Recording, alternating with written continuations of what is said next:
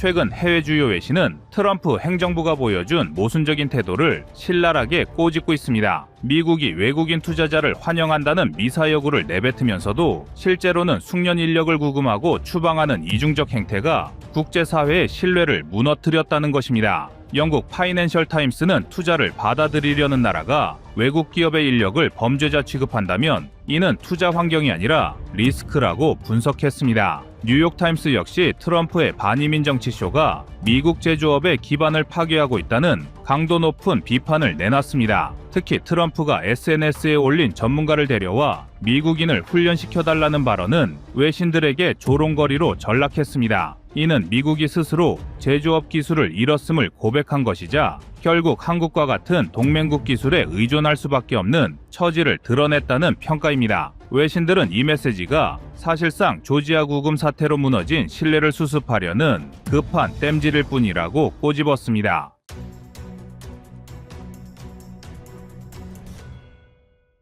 (1970에서 80년대) 아르헨티나는 외국 자본을 협박하며 무리한 조건을 강요하다가 국제 신뢰를 잃고 외환 위기를 겪었습니다. 투자자들이 빠져나가자 물가는 급등했고 소비는 극도로 위축됐습니다. 현재 미국이 동맹국에 무리한 투자를 강요하는 모습은 당시 아르헨티나 정부가 보여준 실패와 닮아 있습니다. 또한 1990년대 일본 역시 플라자 합의 이후 미국과의 무역 마찰 속에서 강제적 구조 조정을 당했고 장기 불황의 늪에 빠졌습니다. 세계 언론이 미국의 압박 외교를 자충수라고 지적하는 이유가 바로 이런 역사적 사례 때문입니다. 뿐만 아니라 미국 내부 전문가들도 트럼프 행정부의 실책을 경고하고 있습니다. 미국 경제정책연구센터의 딘 베이커 박사는 트럼프의 요구는 동맹국의 협력을 끌어내기보다 반발을 키울 것이라며 차라리 요구 금액의 일부를 동맹국 기업 지원에 활용하는 편이 낫다고 밝혔습니다. 이는 외부의 비난이 아니라 미국 내부에서도 트럼프 행정부의 전략이 소비와 투자 위축을 불러올 자해적 행위라는 인식이 확산되고 있음을 보여줍니다. 이처럼 트럼프 행정부의 모순적 행보는 최근 해외 주요 언론에서 집중적으로 비난받고 있습니다. 미국은 겉으로는 외국인 투자와 기술 인력을 환영한다고 선언하지만 실제로는 동맹국 근로자들을 쇠사슬에 묶어 구금하는 장면을 연출하며 국제사회의 신뢰를 스스로 무너뜨렸습니다. 뉴욕타임스는 트럼프의 반이민 정치쇼가 미국 제조업의 기반을 파괴하고 있다고 직격탄을 날렸고 로이터는 즉흥적인 압박 외교가 동맹국의 신뢰를 무너뜨리며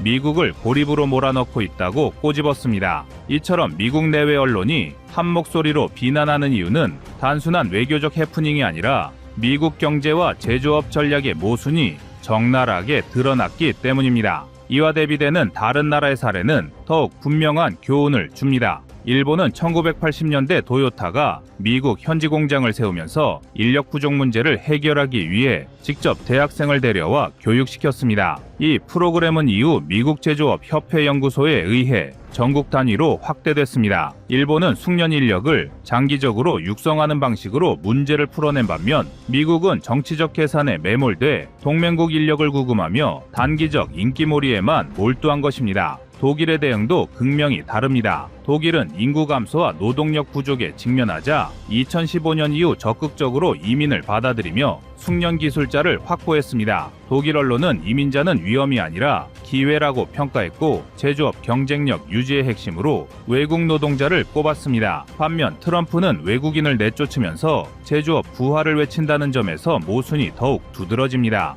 캐나다 역시 대조적입니다. 캐나다 정부는 반도체와 배터리 산업 육성을 위해 외국 인력 전용 비자 제도를 신속히 마련했습니다. 현지 언론은 이를 외국 인재를 국가 경쟁력으로 끌어들이는 전략적 판단이라고 평가했습니다. 미국이 구금 후 환영이라는 모순된 메시지를 내놓은 것과는 정반대의 행보입니다. 이처럼 세계 각국은 외국 인력을 국가 경쟁력의 자산으로 삼고 있는데 미국만은 정치적 계산에 매몰돼 동맹국마저 불신하게 만들고 있습니다. 해외 언론은 이를 두고 트럼프의 정치적 계산은 단기적 인기몰이에는 도움이 될지 몰라도 장기적으로는 미국 제조업을 붕괴시키고 동맹국 신뢰마저 잃게 할 것이라고 경고했습니다. 이를 방증하듯 파이낸셜 타임스는 제조업 기술을 상실한 국가가 동맹국의 손을 빌려 체면을 구걸하는 꼴이라고 트럼프 행정부를 비판했습니다. 외국 숙련 인력을 범죄자 취급해 내쫓고 불과 며칠 뒤 다시 그들이 필요하다며 부르는 모습은 국제사회 조롱을 자초했습니다. 사실 현재 미국이 직면한 현실은 냉혹합니다. 미국 노동통계국에 따르면 현재 제조업 부문에서 46만 개의 일자리가 비어 있으며 제조업협회 산하연구소는 2033년까지 380만 명의 신규 인력이 필요하지만 절반도 충원되지 못할 것이라고 전망했습니다. 이 수치는 단순한 인력난을 넘어 국가 경쟁력의 붕괴를 의미합니다. 하지만 트럼프는 지지층의 표를 의식해 반이민 정책을 밀어붙였고 그 결과 숙련 노동자가 부족해 공장 가동이 흔들리고 있습니다. 배터리, 반도체, 조선, 자동차 등 전략 산업은 외국 기술자 없이는 정상 운영이 불가능하다는 사실을 스스로 드러낸 셈입니다. 더 심각한 문제는 동맹국 신뢰 붕괴입니다. 트럼프 행정부는 한국에 3,500억 달러, 한화 약 486조 원 규모의 투자를 요구했습니다. 이는 한국 외환 보유액인 4,100억 달러의 84%에 해당하며 2026년도 한국 예산의 3분의 2에 맞먹는 금액입니다. 미국은 이 거대한 자금을 현금 투자 방식으로 요구했고 수용하지 않으면 25% 관세를 부과하겠다고 협박했습니다. CNN은 이를 두고 동맹국을 협력자가 아니라 인질로 취급하는 행위라고 강하게 비판했습니다. 투자 구조 또한 불평등했습니다. 초기에는 양국이 수익을 절반씩 나누지만 투자금이 회수되면 미국이 90%, 한국은 10%만 가져가는 구조였습니다. 즉, 한국은 위험을 모두 떠안고도 이익은 거의 얻지 못하는 조건이었습니다. 블룸버그는 이를 협상이 아니라 강탈이라고 표현했습니다. 심지어 미국 경제정책연구센터의 딘 베이커 박사는 이런 조건을 받아들이는 것은 어리석다. 요구 금액의 10분의 1만 국내 기업과 노동자들에게 지원해도 훨씬 합리적이라고 지적했습니다. 미국 내부조차 트럼프 행정부의 요구를 비상식적이라 평가한 것입니다. 반면 한국 입장에서 이번 사태는 중요한 교훈을 남겼습니다. 미국은 더 이상 무조건적인 보호자도 절대적인 투자처도 아니라는 점입니다. 오히려 한국의 기술과 숙련 인력이 글로벌 공급망에서 얼마나 중요한지를 입증한 사건이라 할 수 있습니다. 외신들이 공통적으로 전하는 메시지는 명확합니다. 트럼프의 모순된 정책은 미국을 고립시키고 한국과 같은 동맹국의 기술력이야말로 미국 제조업을 살릴 유일한 열쇠다라는 것입니다. 트럼프 행정부가 던진 모순된 메시지는 결국 미국 스스로를 국제적 비난의 한복판에 세웠습니다. 이로 인해 해외 언론은 물론 각국 정부와 기업까지 불신을 드러냈습니다. 특히 미국의 최대 무기는 달러와 시장이었지만 이번 사태를 계기로 투자와 소비 심리가 위축될 수밖에 없는 구조가 드러난 것입니다. 먼저 첫째로는 돈과도 바꾸기 어려운 미국의 국제적 신뢰가 무너졌습니다.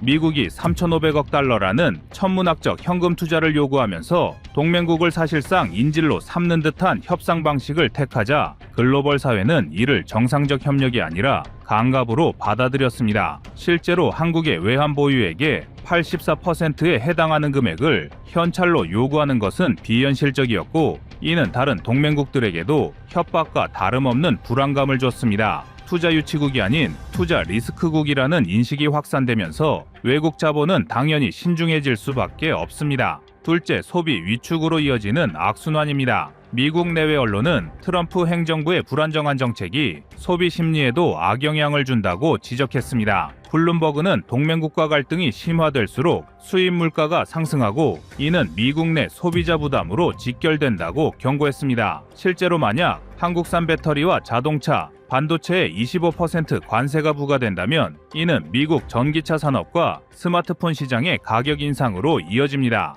결국 소비자들이 지갑을 닫게 되고 내수 시장마저 위축되는 결과가 초래되는 것입니다. 즉, 한국의 관세 인상은 미국인들에게도 부메랑으로 돌아간다는 의미인데요. 마지막으로 셋째는 대조적 사례에서 드러나는 미국의 고립입니다. 독일은 숙련 노동자 부족 문제를 해결하기 위해 적극적으로 이민자를 받아들였고 그 결과 제조업 경쟁력을 유지하며 안정적인 투자 환경을 제공했습니다. 캐나다 역시 반도체, 배터리 산업 육성을 위해 외국 인력 전용 비자를 신속히 마련하며 해외 자본을 끌어들였습니다. 반면 미국은 동맹국 노동자를 구금하면서 동시에 거액 투자를 요구하는 모순을 보여주었고 이는 투자자들에게 미국이 아닌 독일과 캐나다를 더 안전한 파트너로 인식하게 만들었습니다. 이는 공급망 전쟁에서의 불리함으로 작용하게 됩니다. 글로벌 반도체와 배터리 시장에서 한국, 일본, 대만은 핵심 공급국으로 자리 잡고 있습니다. 미국이 이들 국가와 불필요한 갈등을 벌인다면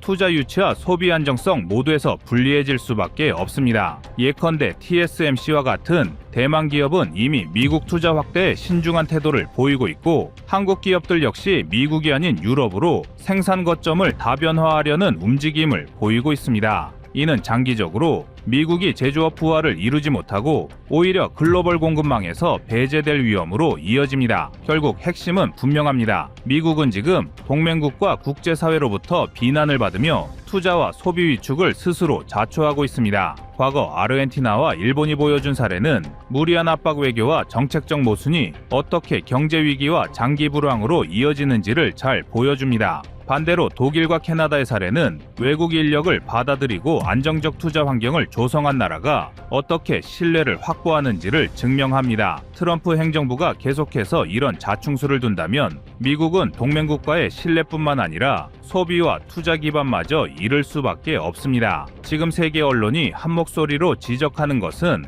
바로 이 점입니다. 미국은 압박과 협박으로는 더 이상 세계의 중심이 될 수 없다. 동맹국가의 신뢰 없이는 투자도 소비도 제조업 부활도 불가능하다고 분석하고 있습니다.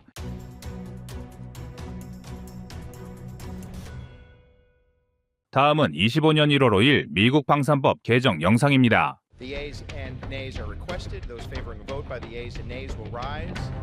Sufficient number having risen, the ayes and nays are ordered. Members will record their votes by electronic device. This is a 15-minute vote. 최근 미국 내에서 한국 관련 법안을 개정하려는 움직임이 가속화되고 있습니다. 이는 미국 방산에 대한 전략적 이해관계와 경제적 필요성, 그리고 동아시아 지역에서의 안보 상황 변화와 밀접하게 연결되어 있는데요. 가령 헨리 해거드 전 주한미국 공사가 한국을 위해 존스법 개정을 주장한 것은 이러한 변화의 대표적인 사례입니다. 존스법은 미국 내 조선업 보호를 목적으로 1920년에 제정된 법으로 미국 영토 내에서의 선박 운송은 미국에서 제작된 선박만 사용할 수 있도록 규정하고 있습니다. 하지만 이는 현재 글로벌 경제 환경에서 경쟁력을 저해한다는 비판을 받고 있습니다. 특히 한국이 세계 조선업에서 점유율 1위를 자랑하며 고부가 가치 선박 생산에 강점을 보이는 상황에서 존스법 개정이 미국의 경제와 안보에 긍정적 영향을 미칠 수 있다는 의견이 힘을 얻고 있습니다. 미국 내에서는 한국의 조선업뿐 아니라 방산 전반에 대한 한국의 투자를 확대해야 한다는 목소리가 높아지고 있습니다. 이는 단순히 경제적 이유뿐 아니라 한미동맹 강화와 첨단 기술 협력을 통한 전략적 이익을 노린 것인데요. 즉, 한국 동반자 법안을 강화하자는 것입니다. 그래서 준비했습니다. 오늘은 미국 정계에서 논의 중인 한국 동반자 법안이란 무엇이며 미국이 이 법안을 추진하는 이유에 대해 자세히 알아보겠습니다.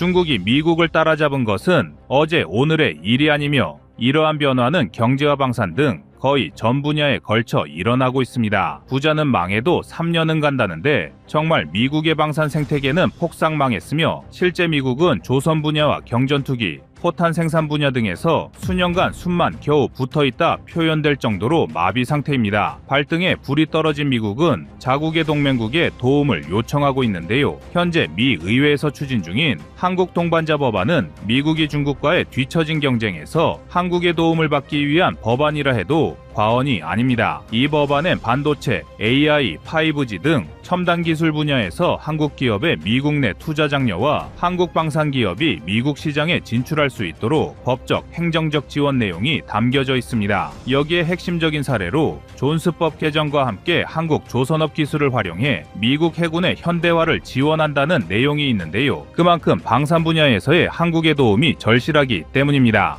세계에서 가장 큰 방산 시장은 바로 미국이며 천조국 미국은 전 세계 군비 지출의 39%를 지출하는 초거대 군사 강국인데다 연간 방산 시장 규모만 약 500조 원에 달합니다. 그런데 이를 뒷받침할 미국의 생산 능력은 날이 갈수록 떨어지고 있는데요. 지나치게 첨단 무기와 미래전을 대비하다 보니 재래식 무기의 개발과 생산을 뒷전으로 미룬 탓입니다. 대만과 우크라이나, 그리고 중동에선 하루가 다르게 전장 상황이 요동치고 있으며 세계는 점점 더 많은 재래식 무기를 원하고 있습니다. 때문에 수요 예측에 실패한 미국의 오만과 오파는 아주 비싼 대가를 치르고 있는데요. 최근 미 해군정보국의 조사에 따르면 중국의 조선 능력은 자그마치 미국의 233배에 달한다고 하는데요. 미국이 박살난 자국의 조선업과 방산 생산 능력을 되살리기 위해선 대한민국의 도움이 절실한 상황입니다. 물론 많은 전문가는 한국의 능력이라면 미국에 큰 도움을 줄 것으로 예견하고 있습니다. 특히 한국 방산기업이